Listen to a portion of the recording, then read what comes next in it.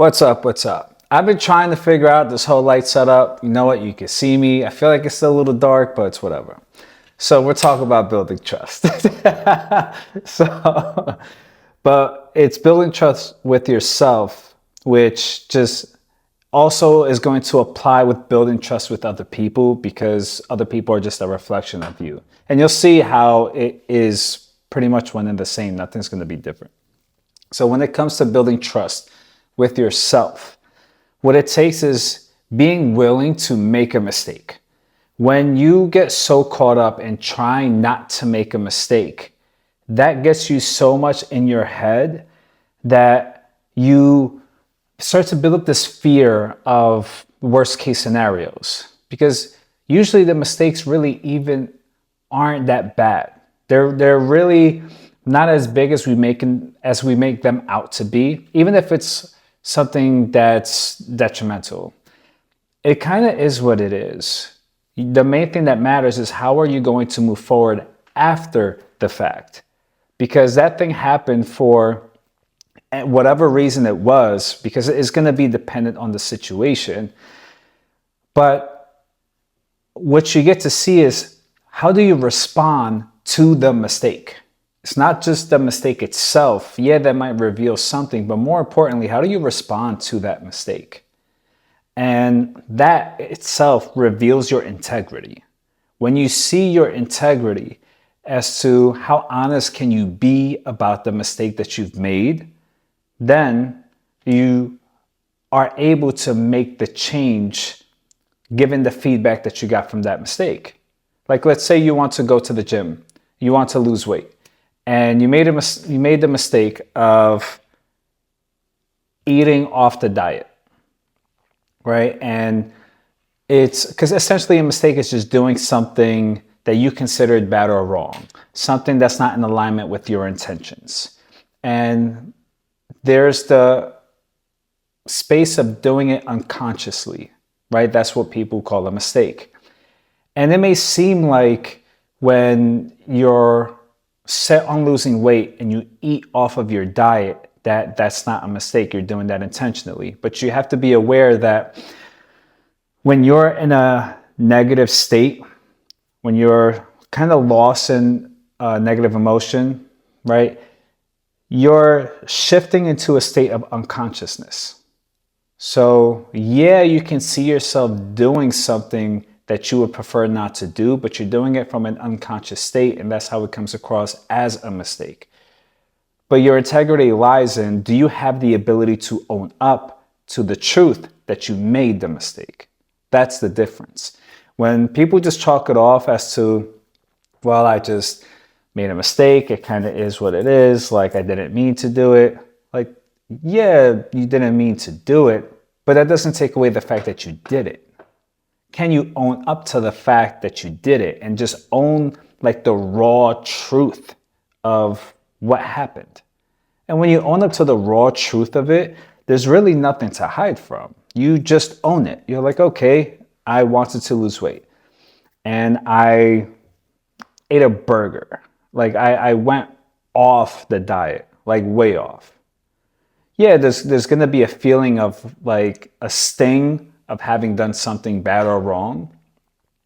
But then now, since there's nothing to hide, it's like, okay, how do you want to move forward after owning that? Because that sting is what's letting you know that that's not in alignment with the integrity of the person that you have created yourself to be. The character that you have created, that's not in alignment with that. So taking the feedback as, when I did that, that did not feel good. So what would I like to do that would make me feel good? And that can be done with everything. And that's why I said, like, it's synonymous with people too, because if you tell a white lie, right, there's, ways that people do like a little lie to hide the fact that they did something, to hide like a little mistake.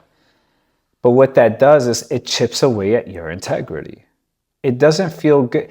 The thought is, if I lie about this thing, I'm going to save this person from the pain or from a disappointment. and like the intentions are good, but it doesn't feel good because it's not in alignment with your integrity. You know for a fact, the fact that you lied about it is getting you to question your own integrity. So why would somebody else not do the same about you? Again, that person's just your mirror. So when you see the thought come up of that, of even telling the lie, or let's say you go down the path of telling the lie, right? That could be the mistake. Can you own up to the fact that you did that? And that could be scary for yourself to, okay, acknowledge, but then also own with the other person too. Be like, hey, I didn't fully tell you the truth. And it may suck, right? Like, oh shit, oh shit, oh shit. Is this person going to be as hard on me as I am on myself? Is the worst case scenario going to happen that I've been trying to prevent? And you'll see, yeah, you don't have control. So you don't have control over how the person's going to receive it. But your relationship with yourself strengthens, right? Focusing on self-trust. But also, even if you do hurt that person's feelings in telling them the truth, they actually trust you more now. Because there's courage that is necessary to say the truth of what has happened. And as far as them being able to trust you again, you don't really have to do like the song and dance for it. It's kind of like, hey, if you trust me, you trust me. If you don't, you don't. Because if you try to earn somebody's trust, then what that gets you to do is, again, be afraid to make a mistake. Expecting yourself to be perfect, to never make a mistake ever again. And that's just not going to happen. Either from you or from them, you're both going to make mistakes. Everybody makes mistakes. It's your willingness to make the mistake that allows you to be trusted. Because you know if you make the mistake, you'll own up to it. You know if you make the mistake, it's like, okay, this is not what I intended to happen. I did not want that to happen. But it did. And now moving forward, I know to show up in this way. Even if it's something obvious, you have to give yourself the grace that, hey, whatever the obvious thing was, right? Okay, you should not have told the white lie. That people say is like an obvious thing. But you could share like your intentions were pure, right? Your intentions meant well. And now you know in just making the mistake of telling the white lie, it didn't feel good to do it. Given that feedback, hey, you know what? I would much rather just avoid telling the white lie and then telling the truth. So just telling the truth is so much better to just tell the truth. Sometimes we just need to know by trial of like, hey, fire's hot. I've always heard it's hot, but it wasn't until I touched the fire that I got to realize, oh, it's really hot. Don't touch it. So the main thing is don't rob yourself of the experience of making the mistake. That's what's going to allow you to embody that integrity that you know yourself to have. And you have to experience the limits of the previous level of integrity that you have, the previous version of you's integrity. So then you know how to expand off of it. So when it comes to allowing yourself to make the mistake, you're actually able to, I want to say, not be more adventurous, but it allows you to be more confident. That's the word, be more confident. Because that confidence in being able to own your truth regardless of what happens, now all confidence is you are no longer diminishing your expression. You own who you are, how you are, what you say, what you speak, everywhere you go. Because again, you're not afraid to make a mistake. You're not afraid to not fit in. You're not afraid to not do the right thing. There is no such thing, but now you know that. And it takes, again, allowing yourself to feel what it's like to have the worst case scenario happen at times. Because then you get to see, okay, this happened. How did I show up? How did I show up after? Once I got the feedback of the thing happening, how did I show up? And you can feel anytime you go against your integrity, because integrity is not this broad thing. People like to make it seem like there's this like one way of being that everybody has to like abide by, like this whole like, what's it called? 10 Commandments way of living. Like, yeah, there's agreements of it, but when it comes to integrity, you have your own integrity. I have my own integrity, and I navigate life in the way that fulfills that within me. Because my integrity is tied to my character. Same thing with you and everybody else in life.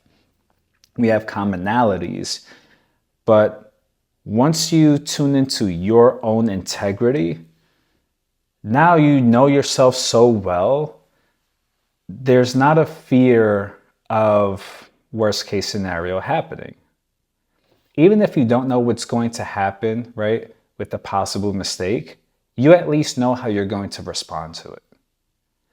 And there's nothing that makes people feel safer than knowing that you have the ability to communicate when things don't go your way, when things don't go right. That's the thing that really keeps people in fear. All right, it's like, hey, everything's going good, but what's going to happen when it goes bad?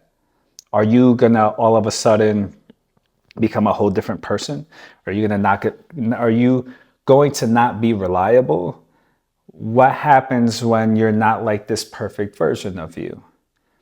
And when you show people that you don't change in that way, right? When like you don't go away, because that's what happens at times when people shift into an unconscious state, then and like that's essentially the state of reaction.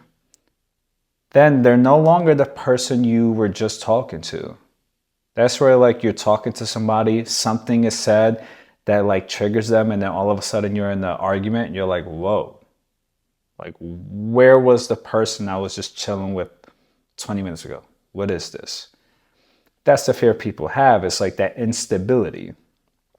Whereas when you're able to show, hey, even when bad things happen, I am still me. I am still here. And I have no problem owning myself, even when something doesn't go according to plan. That provides such a level of safety that makes people feel comfortable with the idea of navigating the unknown with you. Because life is just the unknown. Life is complete uncertainty. And the biggest question in people's minds is, how are you going to be in uncertainty? And even though that's not a question that's asked, that's really what's on the minds of people about themselves and about the relationships that they're in. Right? It's like, hey, are you going to stick around when things are like rough? That's really the concern. Like when people are going through a rough patch, is like not sure if things are going to fall away. But when you show your consistency in how you show up with integrity, that provides safety, right? The consistency is not so much you have to be the same person, because we're all evolving into more, but it's your integrity. Your integrity is evolving into more, but your integrity allows you to have this baseline of security, this baseline of stability, this baseline of just trust.